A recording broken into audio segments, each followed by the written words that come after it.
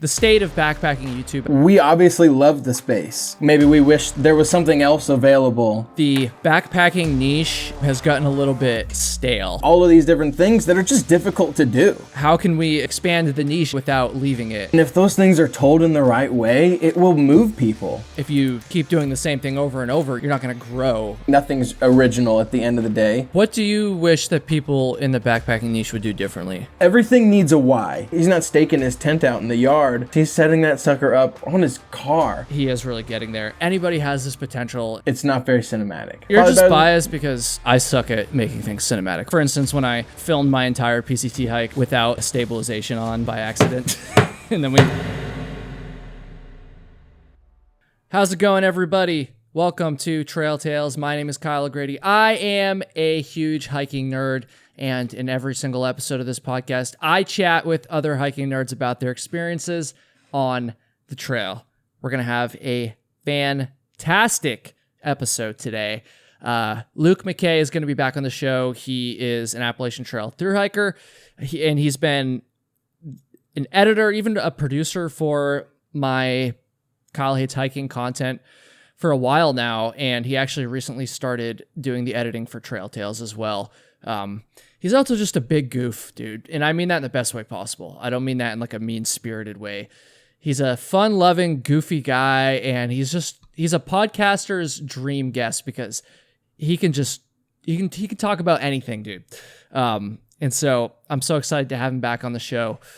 Real quick though, before we get into it, quick announcement.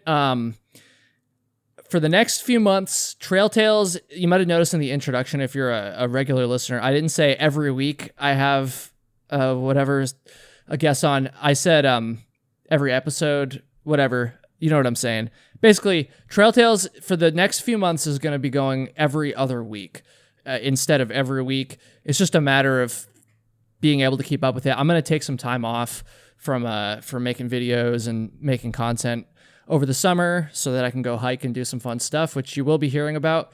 And it was either go every other week or not post for a while again. And I don't really want to do that. I want to keep making episodes consistently. And so probably from now until maybe like August, it's going to be every other week, but I do plan on getting back to every week once I settle down a little bit. Which is going to be in Salt Lake City in the fall, which I'm very excited, or late summer, which I'm very excited about. I've never been to Utah. Anyways, with that said, Luke McKay, welcome to the show, my friend. Dude, what's friggin' cracking, man? He rolled, oh my gosh. He rolled right off the train that he conducted right all the way up into this interview. I dressed the part today. I mean, I've got the corduroy hat. It's forest green. I've got the Jolly gear, latest-ish, you know? Yeah. I'm ready to rock. Dude, I'm psyched for you to go to Utah. It's my favorite state. I haven't even hit up the like northern parts of it yet. I've just kind of done like the Zion, you know, like Bryce Canyon. I haven't even hit Arches or Canyonlands yet. And even so, it's still my absolute favorite. And so I'm super psyched for you. Yeah, I'm pretty pumped too. We'll see. Luke and I are going to get into like some backpacking, the state of backpacking YouTube, I think is the way we're going to frame this. But real quick, I think we need to just give Luke a round of applause for editing the last few episodes and for the foreseeable future. He's going to be the editor here at Trail Tales. He'll be doing everything except for the thumbnails, which I'm the only one who does the thumbnails. That's why they're all so bad and cringy. So I could guarantee you that if I was the one doing them, they would be far worse. That might be true, and I only say that because I've seen some of your thumbnails on your main channel. But I mean, I do what I can. I can't see that beginning image and then know what I want in the end and then know the steps to get there. It's just my brain doesn't compute that way. It kind of is, you know? That's right. I'm going to call my thumbnails art. I'm an artist, folks. Look at you. Look, I mean, you're a creator, you're an artist. You're all of those fanciful artsy things. Exactly. Adjectives. Yeah. So, Luke and I, because, you know, obviously I am a YouTuber and I do this weird thing. And of course, Luke has his own channel and he's been so involved with my content over the last few years. we've just spent so much time just brainstorming and shooting the shit about video ideas and just the overall, like I said a second ago, state of where like backpacking YouTube is. And so because of all this conversation that we've had, I thought it would be a cool idea to have Luke back on and to maybe kind of open up some of those conversations to the public, essentially. And so I think this could be really interesting for everybody listening as well, because I'm guessing for a lot of you, probably not all of you, but a lot of you, especially those of you watching on YouTube, you probably are watching a lot of other. There's no way I'm the only person you're watching. Like I'm like the worst person in this space. So you're probably watching everybody else too, and so this might be kind of curious to hear some insider conversation. Although a lot of this, I believe, is going to be kind of vague because first of all, we don't want to give away any of the ideas we have, because we do have some ideas. We got the Google Docs, man. We got the docs. We got some docs. But also it's a little bit, this is a hard conversation to first of all, to make sense of, but also to not sound like a dick, to be honest. And so I think when it comes down to it, there's going to be a lot of, you see this with politicians all the time. You hear politicians, they're going out on the campaign trail and they're calling out all these problems. They're blaming it on their opponents or whatever, but then they never actually put forward any solutions. I hate to say, but I think that's going to be kind of what this episode's like. Maybe we're not going to be calling out like actual problems per se, but we're going to be like pointing things out that could change or we wish would change, but then we're not going to really explain how they could change. And so we're fully aware of that. I don't know. Did I explain that well, Luke? Does that make sense? I mean, yeah. I mean, the caveat to the entire conversation is going to be that we obviously love the space and we love engaging in it and we love being a part of it.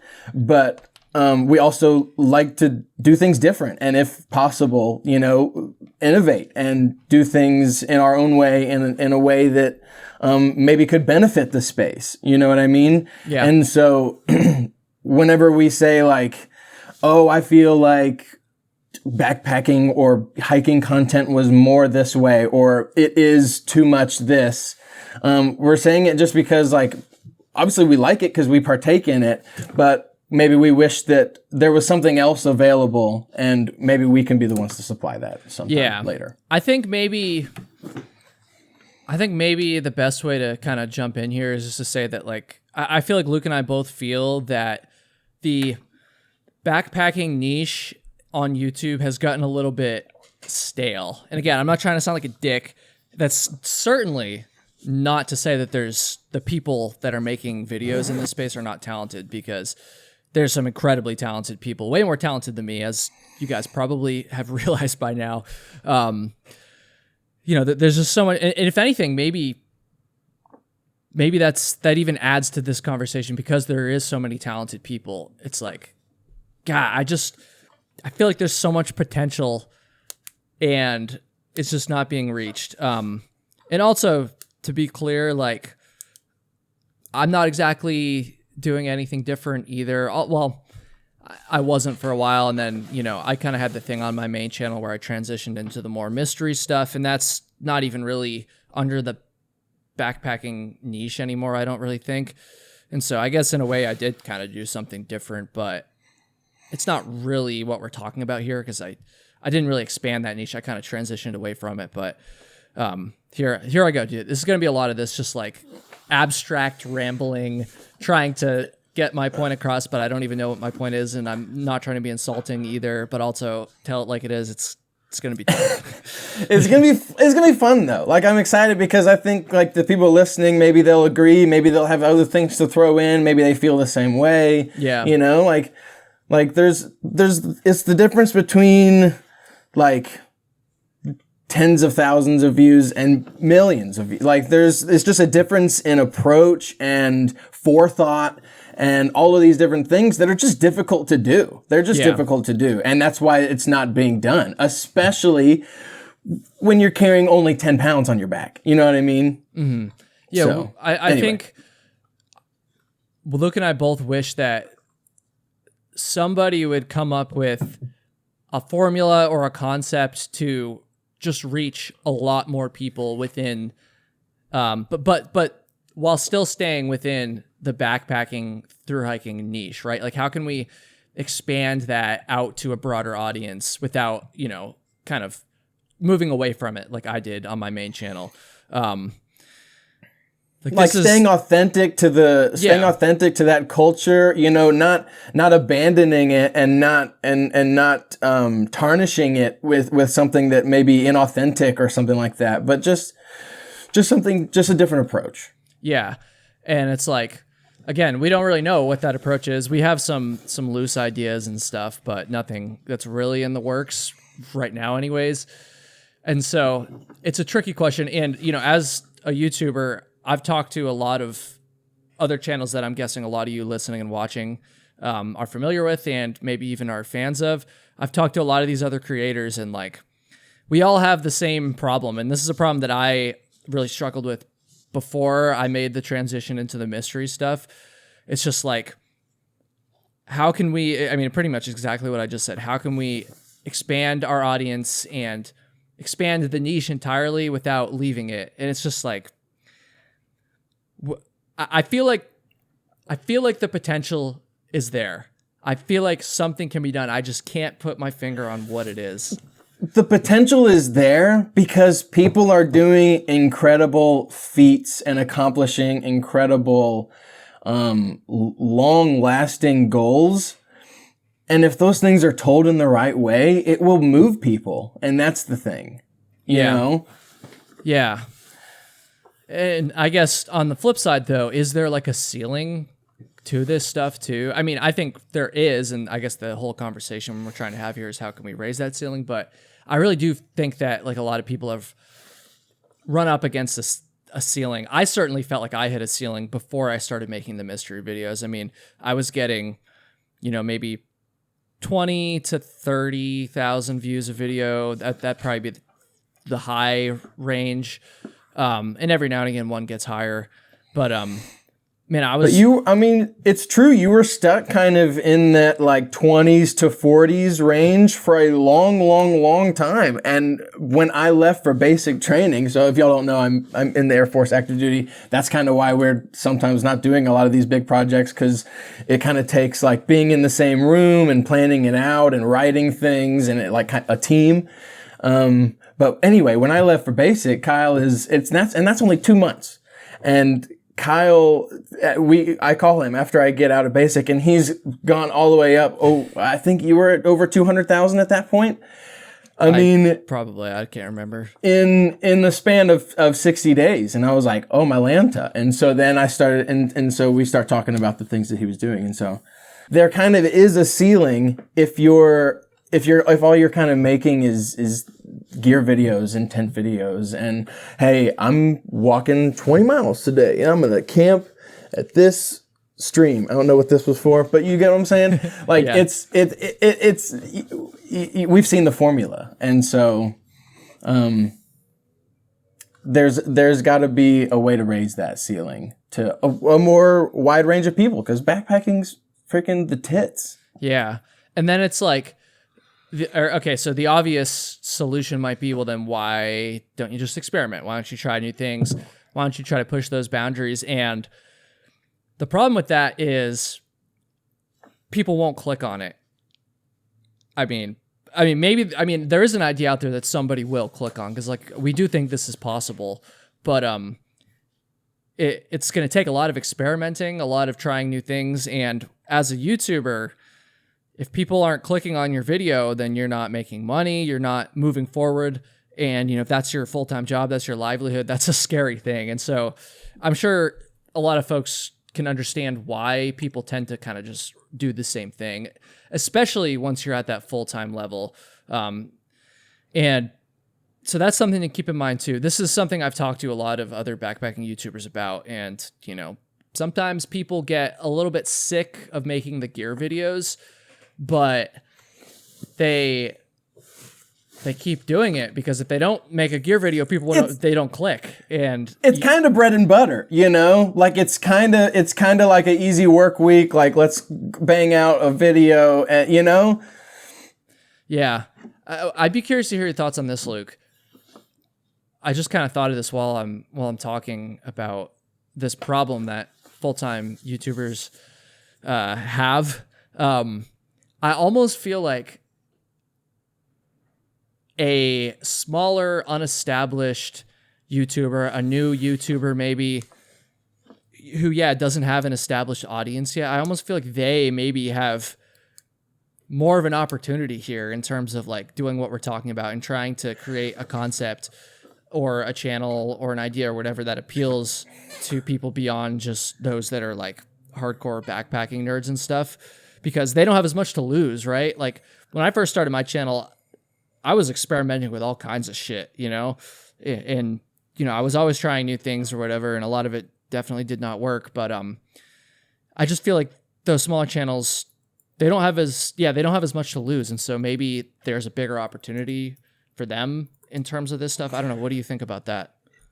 I totally agree with that, but on another facet of it, they don't have an audience that is set in an expectation. They don't have a, you know what I mean? Like once you have accrued a sort of audience base, then you build some IP with them. You build up some intellectual property. You build some cred, basically. And that's why they keep coming back. That's why they keep clicking on your videos, because you've delivered before. And so they can kind of expect you to deliver again with this next thing. Right. And so if you are coming in here fresh on the scene, sure, you don't have that backing you up, but you also don't have that backing you up. You know what I mean? Like you have expectations. Exactly. There's nobody expecting you to put a gear video that follows a really, you know, like, hey guys, it's Darwin. I'm not shitting on Darwin. I love Darwin. I was raised up. Your boy was raised on Darwin. I was going to say, you probably wouldn't have done the AT if it wasn't for Darwin, right?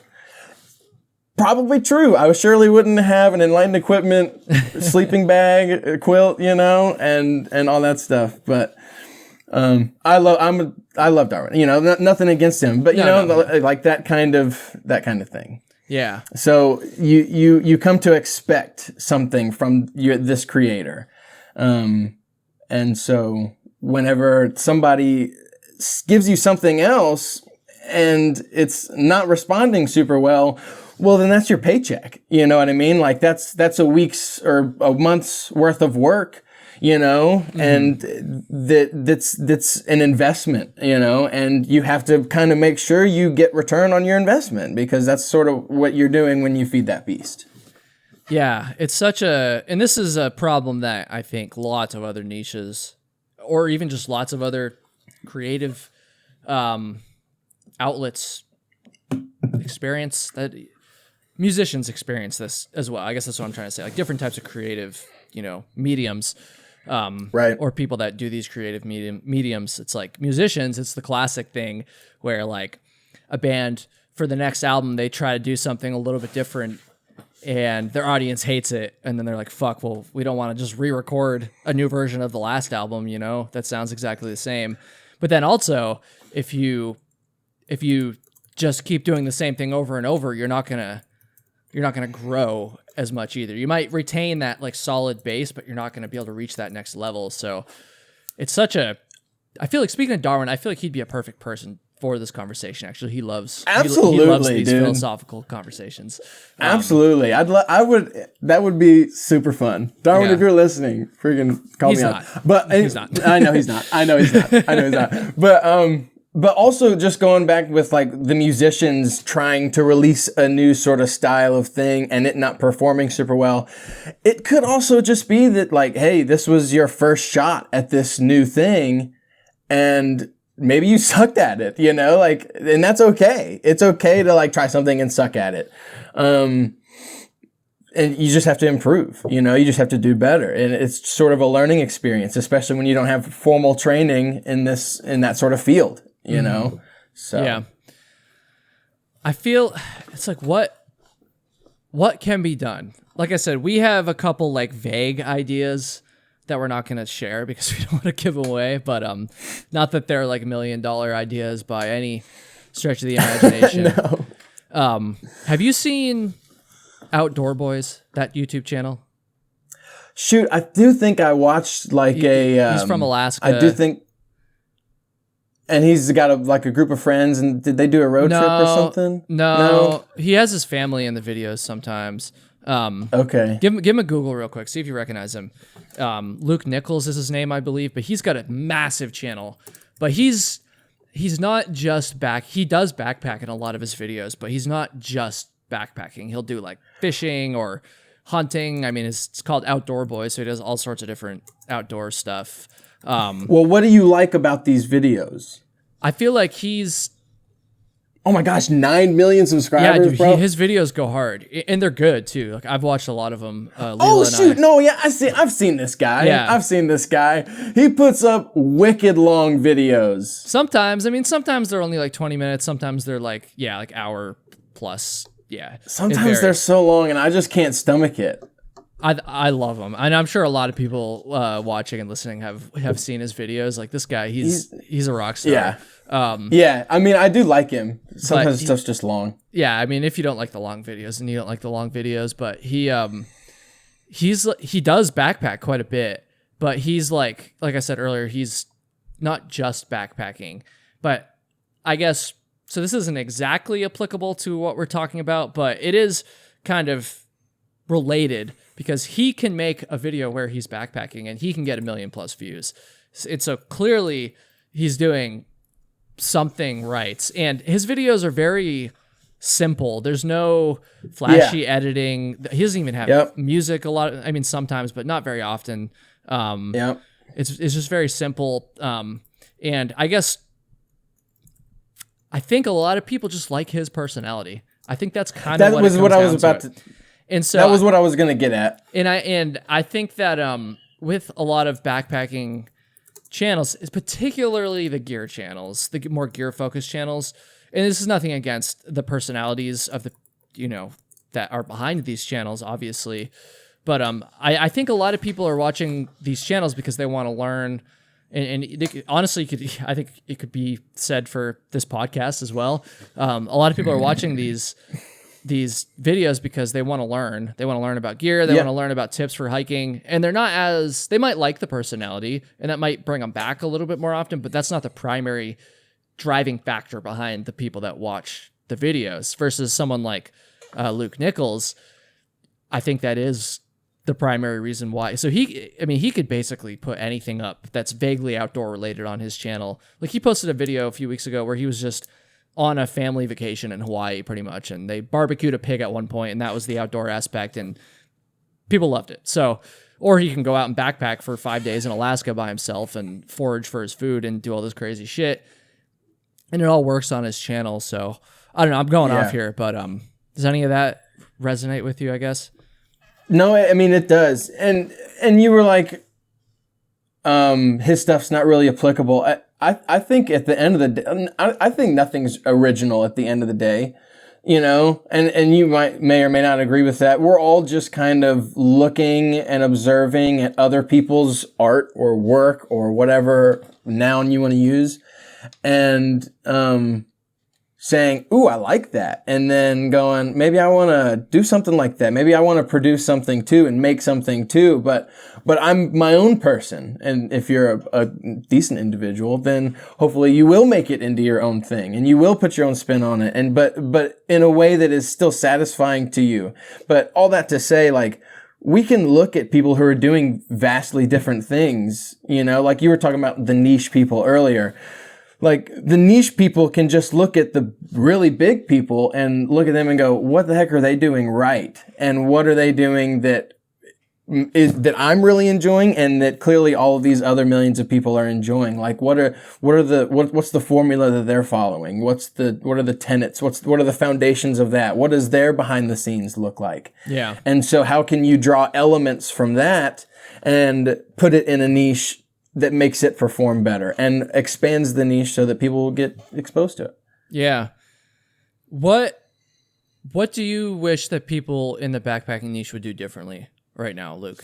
Okay, so now we'll finally, because we've just talked all abstracts for 25 minutes. It's a tough question. It's a tough question. It's hard to put your finger on it, but maybe you. Let's see what you got. I'll start with my favorite one, which is everything needs a why. Everybody needs a why. Every story needs a why. You know, and because if you don't have a why, then it's probably just going to come across as selfish. I kind of have a slightly weird opinion, and that through hiking is selfish, or maybe not backpacking, but through hiking itself is selfish. And I told a friend that, and she was like, "What? We're not selfish." And I was like, "We kind of are. It's just we're selfish with our time, you know." And so if you're not careful with your why behind why you're doing these things, why you're uploading these videos, then it could be interpreted as selfish. That's just because I believe that in its essence it can be, because I'm a selfish person, and so that's probably just a me problem. But also it's just like I go back to, I love watching these rock climbing documentaries, and I love sharing them with Kyle. And I'll be like, dude, you gotta, if you haven't watched Free Solo, or if you haven't watched frickin' The Don Wall, or, you know, all the different, the ones that are amazing. Jimmy Chin, you're the man. But when you're watching these climbing docs, my mom, she always asks me after the fact, she's like, that was really cool. It was really pretty, you know, what a crazy accomplishment. But why? You know, like, what a dangerous and seemingly pointless accomplishment, you know? And some people see backpacking that way. So how many people do you talk about through hiking with? And they go, you go out there, but bears, there's bears and snakes, and it's like, and so they'll see this thing as dangerous. And so all this to say, there has to be not even dangerous, maybe even just not fun. Like, oh, it's hot, and why do you want to walk uphill all day? Like, that just sounds not fun. Yeah. And so they look at this, and so they're watching this content, this piece of content, and then they go, what's the point? Why are they doing this? You know, like, what is the thing that's being accomplished other than I'm watching a person that's super hungry and they're pooping in a hole in the ground, you know? and so that's my summary, is that if you're going to upload a story, and that's what through hiking is, it's a story, and it's a story that can and should be told in a really poignant and emotional way, because it's an emotional and poignant experience. Mm-hmm. And so tell that story in a purposeful way that shows I have a why behind this, or something like that. Yeah. I don't know. And I think there is definitely some people that have done that. Like Elena and that's Osborne true. is the first one that comes to mind. I mean, her PCT, yep. It is the people, yep. Like her whole PCT series that I talked about with her extensively in our episode a couple months ago. You know, I think one of the reasons why her videos did so well is because, you know, her story was largely about the people, and that's a why, you know, that resonated with people. Yeah. And I know there's plenty of other through hiking documentaries out there that have done like pretty well views wise and stuff. I think it's more of like, how do you first of all take that to the next level, because there's still another level that I think really hasn't been reached. You know, there's a couple of through hiking docs on YouTube that have like 1 million views, but not very many. Like 2-3 million, like 2-hour videos. Maybe. No, I was just looking before the podcast. Really? Which ones? Yeah, I'm trying to remember. Oh, jeez. Julia Sheehan, I think she had one that got 1 million. You keep talking, I'll bring one up. I could be wrong about that, to be honest. I know she had one that did really well. I just can't remember. I don't know. Let's just type in Pacific Crest Trail documentary and just see what comes up. Okay. You're so right, Luke. I see one here. Only the Essentials Pacific Crest Trail documentary. It's from 8 years ago, but that has 8 million. Oh my. The Art of Walking has more than 500,000 by Austin Cedar, which side tangent, but a fun thing I'm pretty sure about this video. I'm pretty sure it was his. He hiked in 2021, and in 2022, Flossie and I actually got a hitch from his sister. like at the very early on. I think it was our very first hitch. I think it was Julian. And nice. So we were still fresh. I was still dealing with my foot thing, and she was just talking about how like her brother had gone on and made this really successful documentary and shit, and Flossie had seen it. So he was like, "Oh yeah, I've seen it." So that's kind of funny. There's a lot of these that have done pretty well, and hopefully there'll be one more that does pretty well too, come next year, but or even the end of this year. But that's besides the point. I don't know. Kind of getting off track a little bit here, but to go back to like the story aspect of things, Luke, another genre that's somewhat not exactly related, but somewhat adjacent is like the whole ultra running niche. And, there's been some documentaries on YouTube about that have done pretty damn well. And I think, yeah. And again, maybe the why isn't always so clear in those, but there is a very compelling story there, a very obvious story. And so I think that's probably why those do so well. And the same could be said for the rock climbing documentaries as well. And sometimes the why simply is just like, I have this urgent need to do this thing, or I need to grow in some way. And that's all a story is the you've got the Harmon Circle, and I'm just parroting stuff that I've heard from other editing people. But you've got the Harmon Circle, right? And so you've got the character who starts at the beginning, and then they hit an obstacle. No, now they overcome the obstacle. Okay, awesome. Now, how do they grow from overcoming said obstacle? Okay, now what's the conclusion? And then you restart the whole thing. And that's why I think these like longer documentary type through hiking things do better, is because it's self-contained. It's all one thing, as opposed to something that's sequential, like uploading daily vlogs or uploading, once every week or something. Hey, this section to this section.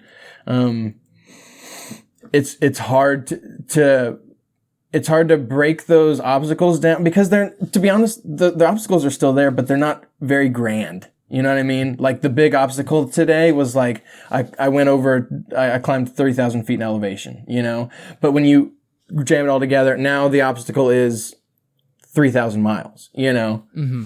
So I think I might have gone off a little bit, but no, that's this whole episode. I was just going off in various directions, and like I said at the beginning, it's hard to tile this stuff together, but hopefully it's still interesting. One person I'm thinking about in terms of like doing things a little bit differently is Steven from My Life Outdoors. Have you seen his channel at all? I love his. I think he is doing things differently, but I can't necessarily pinpoint what it is. I can try a little bit, and in fact, I'm pretty sure I'm going to be interviewing him very soon for the show. I've interviewed him once already, but that's hopefully going to be getting him back on before. But. And I, I'm not watching all of his videos and stuff, but just from what I have seen and from talking to him and talking to other people too, it's like he's almost adding like a science layer to it, right? Yes. Like it is backpacking. It's about in primarily gear with his videos, but he is approaching it from a little bit of a different perspective. And maybe it's not necessarily.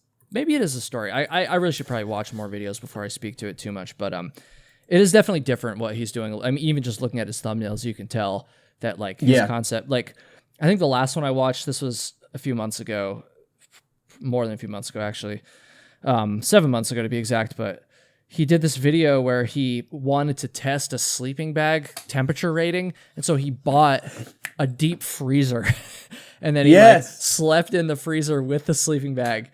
Like, maybe not a very accessible idea to someone who doesn't already have an established channel and have the money coming in and stuff, but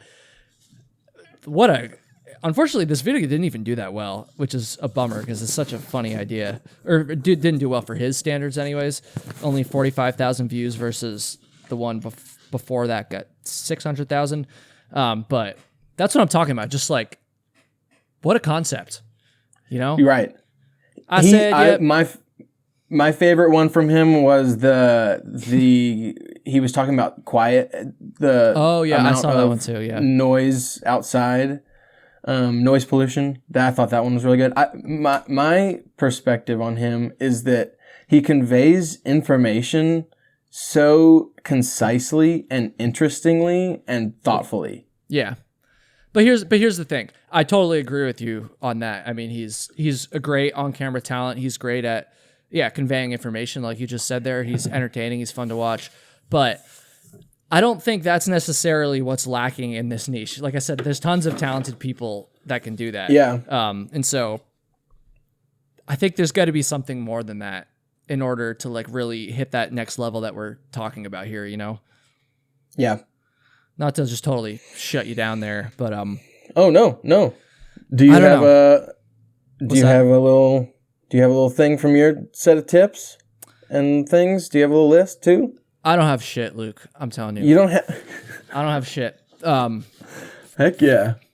It's all off the dome, baby. I'm so glad I prepared. Well, let's see. Talk about how to freshen up gear videos then, maybe. Do you have some ideas for that? No. This is the problem. This is what I'm saying. So, wait. No. This is the problem. It's like, how do we put a spin on things that take it to the next level without alienating the pre-existing audience? Well, here's the thing: is I don't know. I don't have the ideas for it. But sorry, go ahead. First of all, I don't think that gear videos are what need innovating necessarily. Simply because it's like, if you're watching a gear video, that means you're looking to purchase a piece of gear. It's informative based. It's not entertainment based. Well, and so I'm gonna push back on that a little bit. I think there's a lot of people out there that watch gear videos that just because they're fascinated with backpacking gear. Trust me. Okay. Trust me. I mean, you might not, and to be honest, I don't either. But those people definitely do exist for sure. Yeah, no, for sure. Well, I mean, I wouldn't generalize a whole audience population. That's fair. I'm not going to toot my own horn, but I am going to mention my own video because it's something that I have done. I don't have a lot of IP and cred built up in the content creation as far as for myself world. But when I did my like down jacket video, I was like, ooh. I know what'll be some good B-roll. I'm going to pretend to throw my down jacket into the pool, and then I'm going to pretend to throw my synthetic jacket into the pool. But, I'm going to freeze frame it and cut it, and I'm going to catch it, and it's not going to go in the pool, whatever. I'm just showing that down really shouldn't get wet and that synthetic can. And then completely by accident, I didn't catch the down jacket and it went straight in the pool and I dove in and it was like a fun little thing. But like I'm just always looking to add bits. Like, how can I add comedy into stuff? If it's not meant to be like emotional and sensitive, in that way. I mean, that was my whole thing, when I first started the Kyle Hates Hiking channel way back when. And I think that's, and I think I was doing things a little bit differently there, but it wasn't different enough that I couldn't manage to break that ceiling. I feel like I grew pretty quick at the beginning and I hit it pretty quick. Like I hit the ceiling probably faster than a lot of other channels do, but I couldn't get past it. I mean, I wasn't even, we talk about My Life Outdoors. Like he's, far beyond where I was before I switched over to the mystery videos and stuff. I mean, even now he's getting like he's probably at the top, honestly, just in terms of like still like pretty heavily backpacking related, but maybe he's actually the example that we should be focusing on even more, because like trying to verbalize exactly what we're talking about in terms of hitting that next level while still being within the niche. If anyone's getting close to or already doing that, I think it's him, now that I think about it. You're right, because I mean, I'm getting flashes now thinking of him strapping his tent to the roof of his car. Did you see that? Yeah. That's the shit I'm talking about, dude. I love that. That's what I'm talking about. And he flies across the country to actually go inside of a sound booth that's like the quietest room in the country or something like that. It's just higher production, you know, like he really puts in that effort. But it's not just higher production. It's not just higher production. It's, I mean, it's a more creative idea, you know? Yes.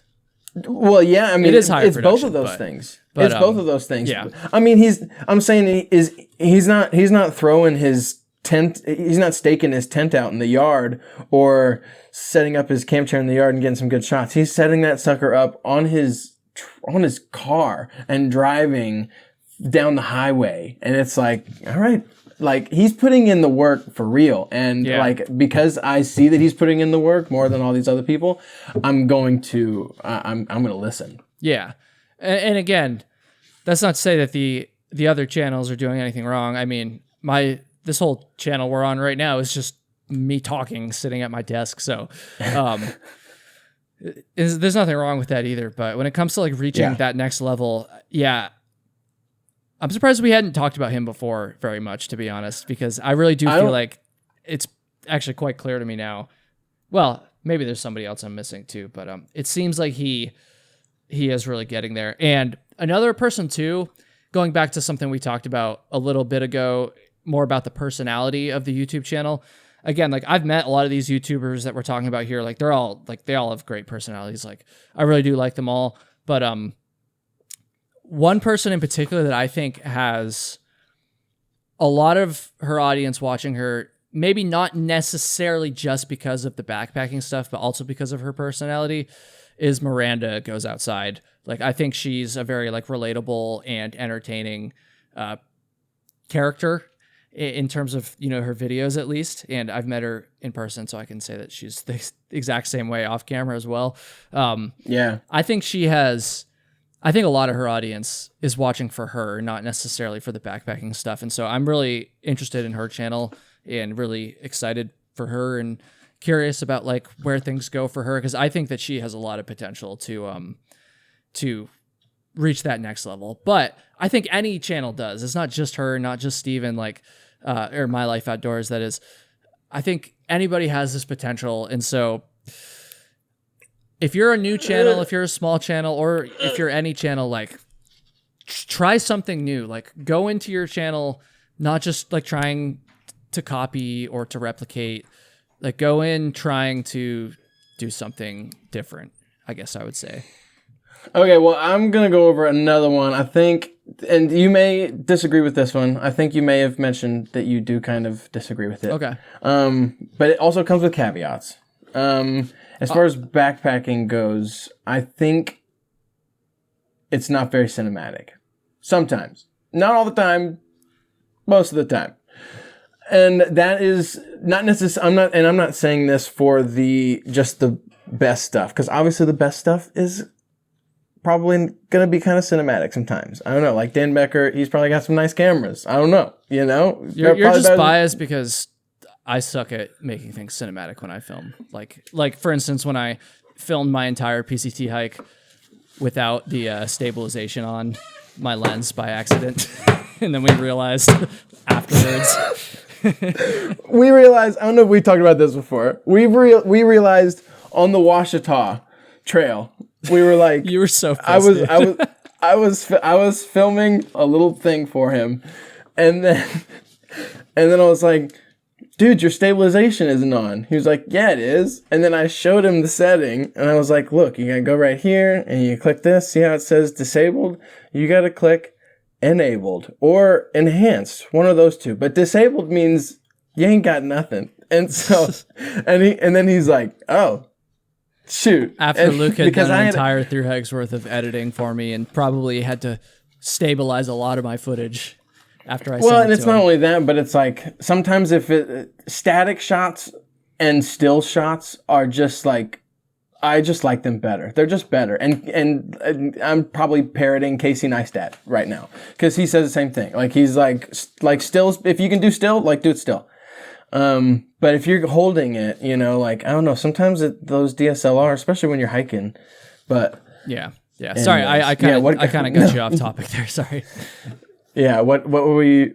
You were talking about the cinematic. We were talking about it's not very cinematic. Yeah. So It's really hard to bring a whole lot of equipment that is going to make something feel really high production when you are out in the boonies, when you're out in the 100-mile wilderness, when you're carrying 10 pounds on your back, carrying much more than a GoPro or an Insta360 or, a small little mirrorless or something like that kind of camera. And if you're just really a hoss, you can bring a friggin' DSLR with a Mac Daddy lens, but like once you get into that kind of range, like things start to get pretty heavy. And then not only that, but I don't know if you guys know this, but if you have great video and terrible audio, ain't nobody gonna watch that video. If you have great audio and terrible video, if it's a good video, like if the concept's good, freaking let it rip, dude. How many TikToks do you seen that have been compressed and compressed and compressed and compressed and have been seen millions of times because they're just so funny and so good, and they've been re-downloaded so many times that it's like whatever.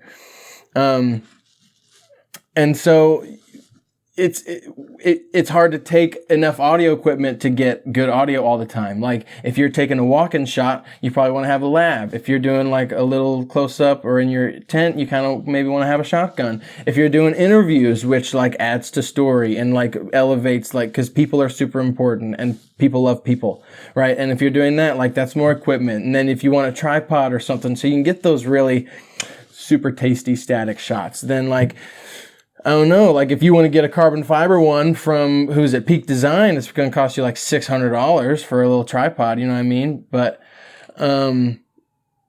things just start to get heavy if you want things to be really high production. And if you want to bring like a drone, like drone shots, they're really nice. And yeah, they cause noise pollution. And there's probably a lot of people that'd be like, don't ever bring a drone backpacking. And I would tend to agree with that. But if I'm kind of by myself, the drone shots look pretty good, And so like and it's not only that, but it really gives the audience an idea of the spectacle and the scope of where you are in a way that even you can hardly understand, but in a way that it's so hard to get the sense of things that have such grandeur, like the Sierra Nevadas. It's hard to get a sense for that when you're filming on the ground. When you're walking through it, that's one thing, and you've been walking through it for miles and miles. But if you're looking at it on your phone screen, through someone else's camera lens, that's a completely different thing. And so the drone shots just help show that, help convey to the audience that, like, dude, this is a really wild and really cool place, and I'm really out here. You know what I mean? Like it's part of the story. It's not just like, ooh, this is really cool. Like it plays a role. It's a tool in that storytelling. Yeah. So I'm a little surprised that so I agree with everything you're saying, but I think you'll also agree at the end of the day, the story trumps all of that stuff, right? Like the story is Amen. More important than having the best picture quality. Obviously, it does have to be adequate, like you said there, but good enough that you can convey the story effectively. But you don't have to go above and beyond. You don't need the drone necessarily. You don't need the best camera. There's plenty of like amazing videos that have been filmed just on their, on somebody's phone. That's what I was. And so I know that you agree with that. So I'm a little bit surprised that you brought the cinematic aspect up, to be honest. Only if and I'm not saying you're wrong, I stand by what I said. But and we've talked about Ryan Trahan before, and it's just like that man is out there with a cell phone, but that is also a tool. This is just going back to the drone being a tool for the storytelling, for the backpacking. You need that tool to be able to get a sense of the grandeur of the area that you're in.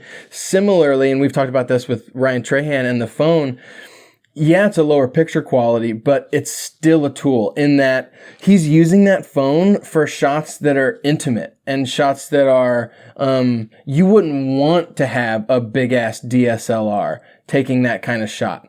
You don't want to shove that in someone's face because it's going to tarnish the moment, and it's going to change the dynamic, and it's going to make things a little different and a little weird and a little icky. And you don't want that to come through to the audience. And so the phone plays an important role there. And so, yeah, it's still story first. Absolutely. But, even though you're taking a hit on that, I'm just saying it doesn't matter what you're filming with. Like, story first. And I think I think I'm parroting Casey Neistat again, is that he's just like, it doesn't matter what gear you have if you have a good story and it's told well. To transition a little bit, I think like maybe the way that I've made it sound in this conversation about like coming up with a new idea, something different, whatever, being unique. I made it sound like you need some grand idea, some super creative, brand new idea. It doesn't even necessarily have to be that. It could be as small as just like appealing to people a little bit differently in your thumbnail and title, and that reaching a whole new audience because of it. It doesn't necessarily have to be something like, I mean, certainly pushing the boundaries of what's been done with this kind of content is super valid. Doing something like Steven's doing, but My Life Outdoors is doing, but it doesn't necessarily have to be something that crazy too. It could literally just be something as simple as coming up with a new formula for your thumbnails and titles that is more clickable and therefore reaches more people and exposes more people to this niche they didn't even know existed. I wanted to get that point out there too, because I feel like it's kind of intimidating, especially for someone maybe who's just starting out, to be like, oh, I have to come up with some brand new, never before done concept, when it could just, you do have to do something different and something unique, but it doesn't necessarily have to be something as crazy as going out and buying a deep freezer to sleep in, like My Life Outdoors did, I don't know. What do you think about that? If you don't have a good thumbnail and a good title, then you don't really have a YouTube video. The entirety of the platform is so driven by thumbnail, title. And just talking abstracts, Kyle and I have just in making the medium more the niche more accessible to more people.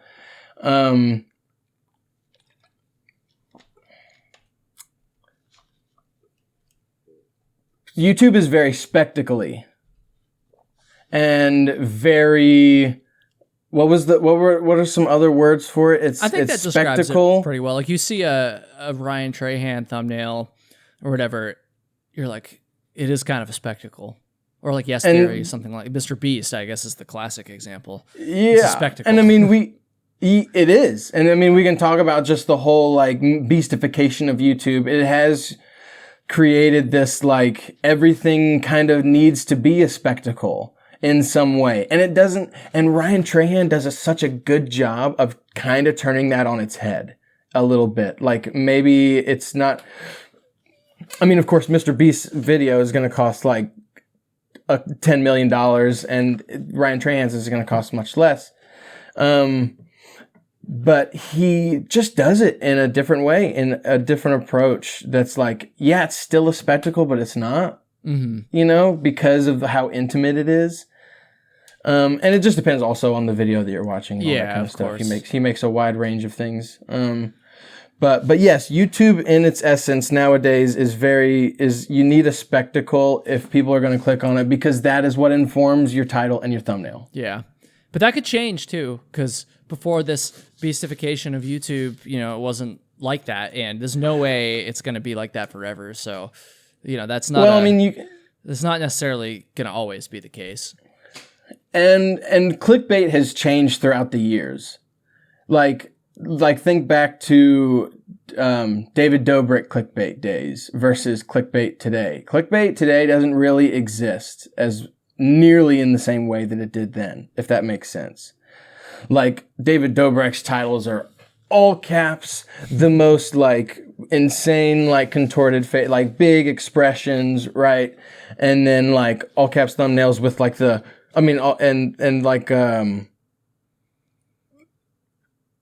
my gosh, I can't believe she did this, parentheses, she got really hurt, and something like that. And it's like going from there and then now to today, like people kind of have to deliver now.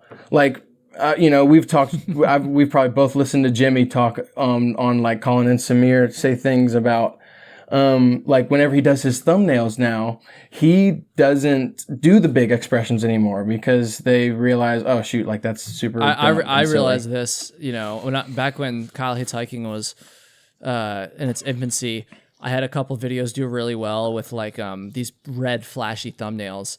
And so I thought like, okay, I'm just going to make all my So if you scroll back and look at my videos from like 3 years ago, you're going to notice there's a chunk of time where all my thumbnails were like bright red backgrounds, and it worked for a while, but then it started to not work anymore.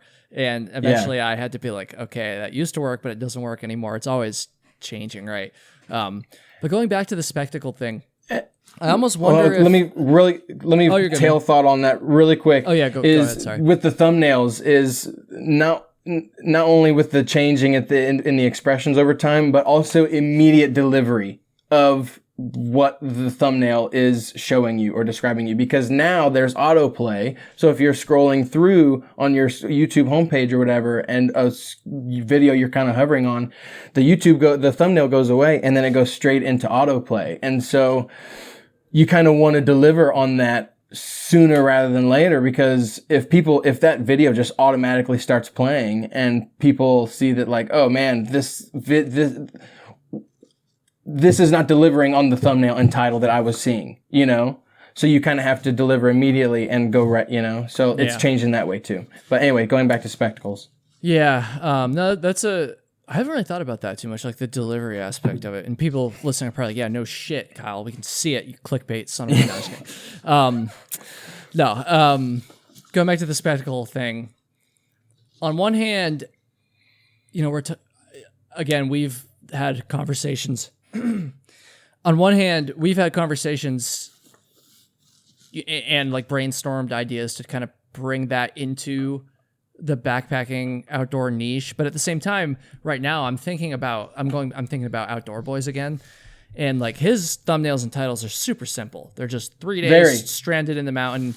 And you know, he'll have an interesting photo for his thumbnail. It's not a boring photo, but it's not quite as much of a spectacle. So I'm almost wondering if that the spectacle thing wouldn't apply to every niche, including our niche. So I don't know. I'd say if anybody's pushed the limit of the spectacleness in their thumbnails, it's probably me. Let's be honest. So, and it's gotten me somewhere, but at least since I haven't, just like all the other backpacking YouTubers, I haven't reached that level that we're talking about, that undefined level of success that we're talking about here in vague terms. So, well, I don't know. And art is always going to change, and it's a journey. And I would absolutely never call myself an artist, but it's always being innovated and changing. And you know, we're always going to learn and do different things. So, and this makes me wonder about how this podcast can be better. Like, this is a conversation Luke and I have never had before. Is like, how can podcasts reach that next level? Because at the end of the day, a podcast sorry, go ahead. You mean podcasts in general, or do you mean this podcast? Well, this podcast. Because I think podcasts in general are doing really good these days. Yeah. Yeah, for sure. I guess. Yeah. Why not? I'm sure people will have some feedback about this. How can this podcast get to that next level? And for some context, Backpacker Radio is probably the biggest podcast in this niche. I don't know their exact numbers. On YouTube, not so much, but their downloads across all the podcast apps, they're blowing everybody else out of the water, this show included. In terms of YouTube, Trail Tales is doing pretty good for a backpacking podcast.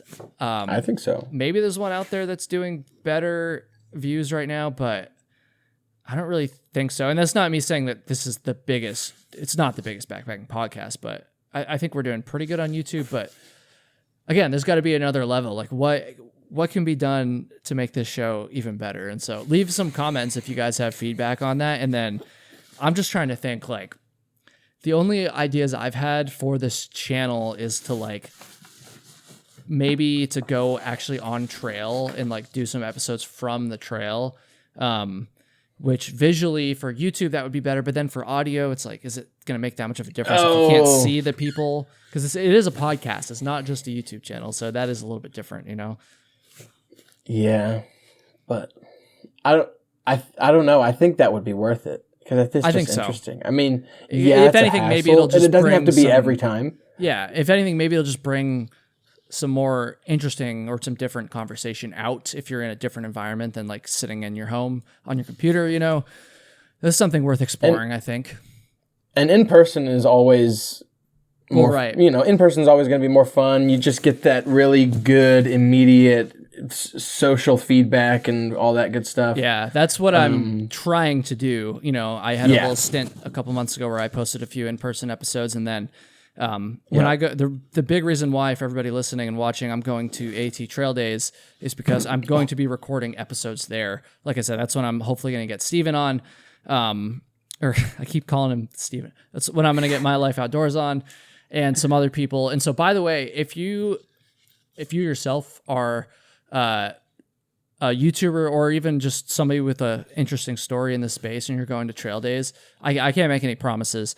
I got a lot of people that request to be on the show at this point, but send me a message, or if you know of one of your favorite creators or something like that that's going to be there, send me a message and maybe I can try to contact them and get an episode together. But in-person interviews definitely are better. So I'm going to be doing a number of those at trail days, and I'm quite excited.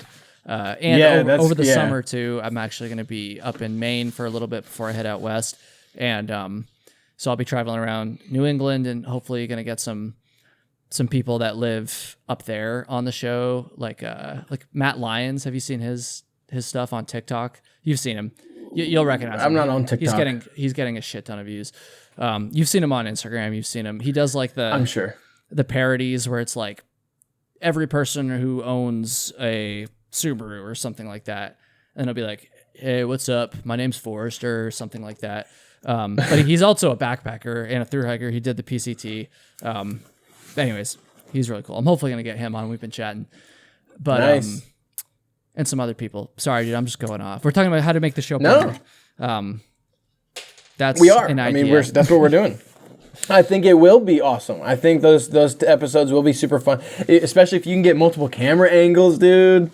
And, I will be. Yeah. You know it.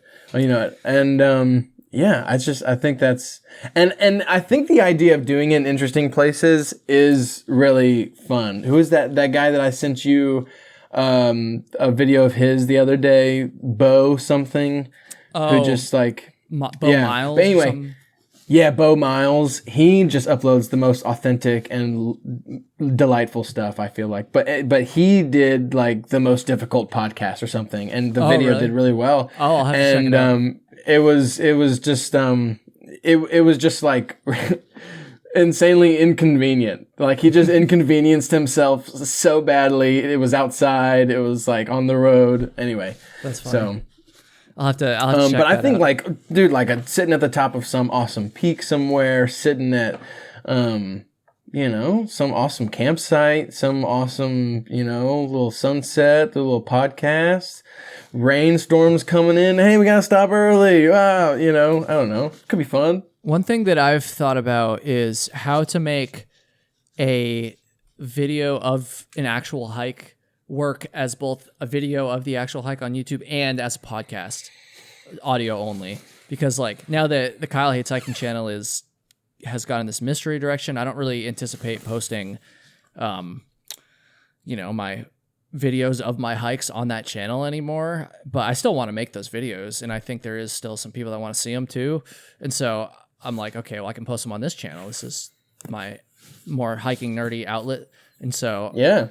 But I also it's a podcast, and so like I want it to work for both audio and video. Still, I think I still might post some trip documentaries that are just video only, and I just won't post it on the audio feed too, because some of them just I don't think they'll work. But we kind of did that last year with the story of my PCT round 2 thing that blew up and burnt up. I feel like that worked as both a video and a podcast. So maybe there is a way. I don't know.